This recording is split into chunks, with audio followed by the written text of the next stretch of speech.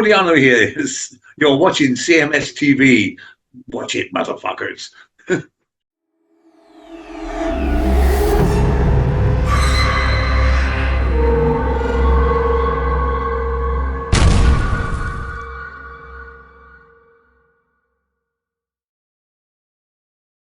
Classic Metal Show right here on the ClassicMetalShow.com. That, of course, the soothing sounds of Great White with a tune called Shine, and a guy that always shines when he comes on the show, the one and only Jack Russell from Great White. Jack, how you doing, man?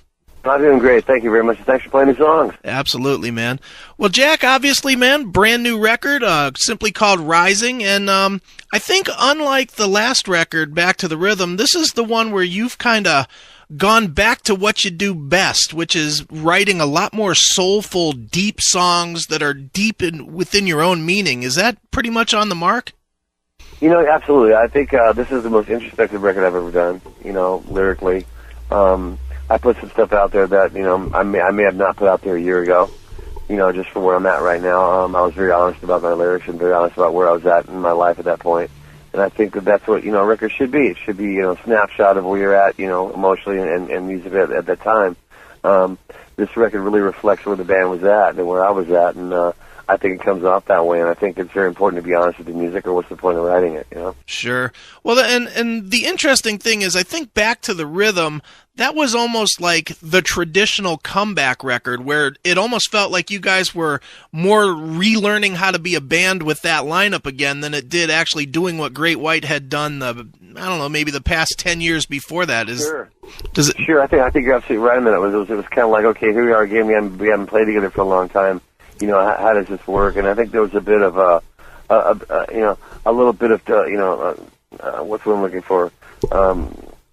It was a little timid. You know, I mean, it was kind of like you weren't really sure how to act, you know, because we hadn't been together for so long, and it was kind of like me trying to prove to each other that we could still play together as a band, and you know, put some stuff behind us that we had, you know, that was ongoing, and you know, let bygones be bygones kind of thing.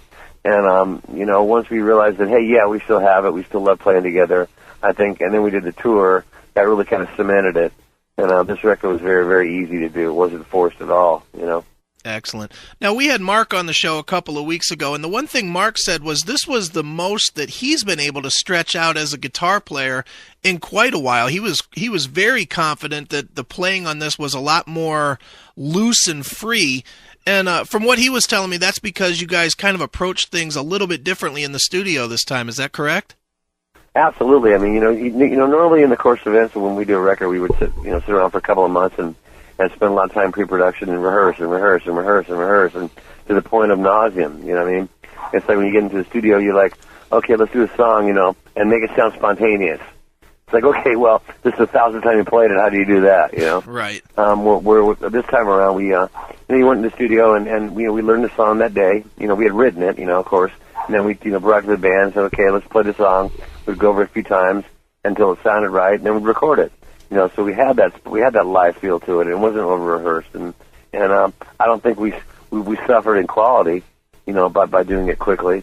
You know, if the parts weren't right, we didn't keep them, but I think there was that level of spontaneity and that level of freshness, and there was that vibe of, you know, like, hey, this is great, this is fun, you know, rather than being over-rehearsed and homogenized and pasteurized or however else you want to put it, you know? Right.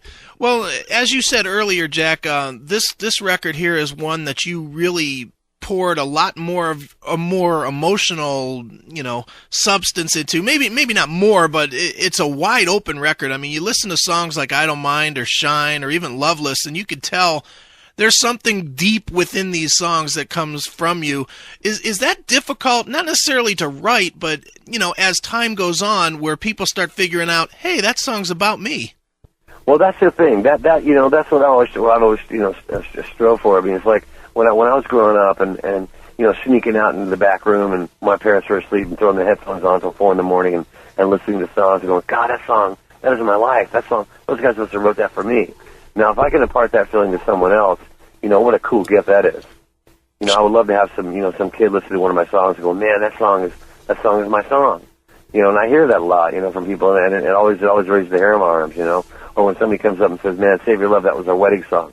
I mean, how cool is that to be invited into somebody's lives on the most important day of their life and to share that with them, you know. that is just one of the neatest things in the world. I think that's truly the greatest gift of music. Sure.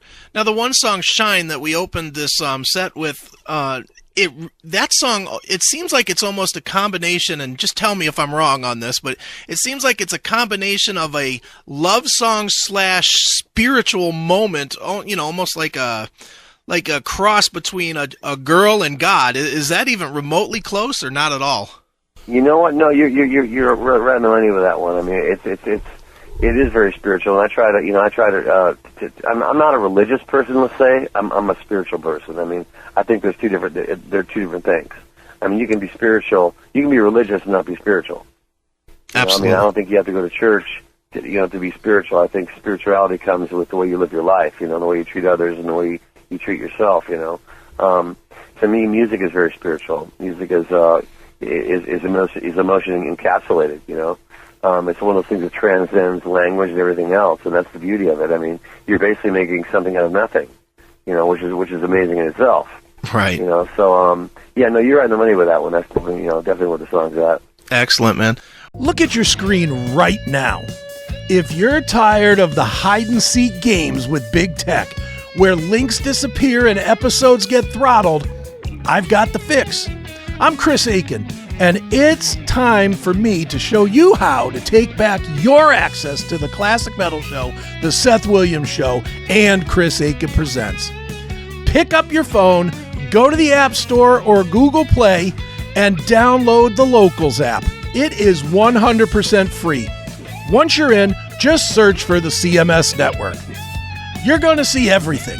Every interview, every unfiltered rant, every deep dive music discussion, every uncensored news article we put up, all in one centralized, uncensored hub. No more chasing links across 5 different socials. This is our home. But if you really want the keys to the kingdom, look for that VIP upgrade.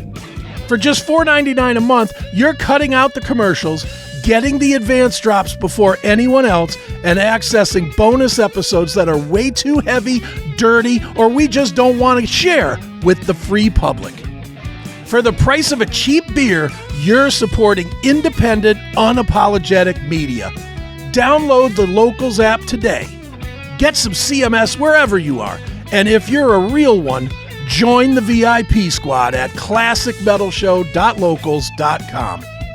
The Classic Metal Show and the CMS Network. It's uncensored, it's unapologetic.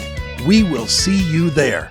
Well, obviously, Jack, Great White is and really has always been a touring machine, and that hasn't stopped this year. You guys are pretty much booked up through most of the year. Is that correct? Yeah, we love to play. I mean, this is what I live to do. I mean, making a record's fun. But playing in front of a live audience is nothing like it. I mean, there's that electricity, there's that instant feedback. This is what being an actor, that sounds like fun, but you would never really get that instant feedback, unless you're like doing a live Broadway performance or something like that. I mean, for me, that's the great gift. I mean, right away, whether that they like that song or not, Now, Jack, I'm going to ask you one that I asked Mark too, and it's almost laughable in a strange way how this works with Great White. But what is it between Great White and bass players that you just can't keep a bass player? Well, they're 2 strings short of a real instrument, for one. Very. I don't know what that is. And the weird thing is I finally found the guy that I believe is going to be in the band for the rest of its career. And I've been wanting to get a tattoo for years of the band on my back. And I'm finally at that point where I'm going to go ahead and do it, because I believe this is the band that's going to stay out here for as long as Great White's around. So actually, oddly enough, the bass player is the one that's actually doing it. He's an amazing tattoo artist as well. So he's to do a portrait of the guys on my back with the logo, and I'm really excited about that. Nice. Well, hopefully you won't have to take out the pocket knife in 6 months and scrape that one off, right? Yeah, right. Like I did with all my ex-girlfriends. Yeah, exactly. Well, what have you had more of? I'm just curious. Have you had more ex-girlfriends or bass players? It's kind of a tie, really. It's kind of a tie. I never thought about that. That's kind of funny. And I need to sit down and calculate that out. I'm wondering how that would actually work. Well, the bass player count, I believe, is at 8. Yeah, we've gone through a few of them. Yeah, yeah. I don't know. I don't know what it is. It's always some kind of weird personality thing, And the guy we have now, Scott Snyder, is an amazing player. He's always in a good mood. you know, and he just has that spirit that encapsulates what Great White's all about, and that's all I've been looking for. Well, Jack, obviously this year is going to be you guys hitting the stage at Rocklahoma as one of the big festivals out there. Are you excited about that? And what exactly do you think Rocklahoma brings back to this kind of music that's been missing for a while? Well, you know, it just shows there's definitely a camaraderie here, you know, and this music is valid. You know, you can say what you want about the 80s, but if you missed it, you missed out. I mean, it was a great era. It'll never happen again. Rock and roll will never be as big as it was back then. It will never be as bombastic or as huge. I mean, you know, you're never going to see a band that sells 1 million records go out and do an arena tour again. I mean, you got bands out there that sell 3 million records that can't do a club tour. Right. You know, and it saddens me. It really does. I mean, I think, you know, with the birth of MTV, you know, it was a great thing for a while, but I don't think it was any mistake that the first video they played was, you know, Video Killed the Radio Star. Right. You know, it really took everything and you know, shrunk it down to a 19-inch screen, and you kind of like, well, that's not that cool. But unless you've been to a concert and you felt that electricity of 20,000 people, you know, with lighters in the air, and when those lights come down and, you know, the band comes on stage, there's a certain feeling that you can't get anywhere else. And I think, you know, unless you've experienced that, you know, you don't know you don't know you're missing. I mean, it's and I don't think it's ever going to happen again. I feel very fortunate that, you know, I was around for that, you know, that we were part of that era. Sure. So do you think that once like Black Sabbath and Iron Maiden and the few that are still out there, Metallica, you know, that are all out there packing arenas, once that's done, you think it's pretty much done? You know, I hope not.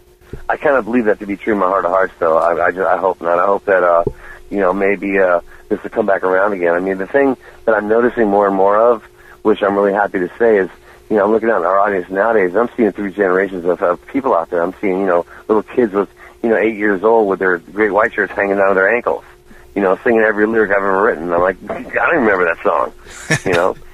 It's amazing to me that, you know, they're rediscovering this music, and I think a lot of it has to do with these video games. Right. You know? And I think it's a really cool thing with kids learning how, you know, the little take guitars and they're jamming along with the music, and they're discovering this type of music, and hopefully that's a trend that will continue, you know? Sure. Well, Jack, the new album is called Rising. It is in stores now. And, Jack, if people want to find out where you're going to be playing and what's going on with Great White, where on the web can they look? CallItRockandRoll.com is our new website. It's actually run by the band.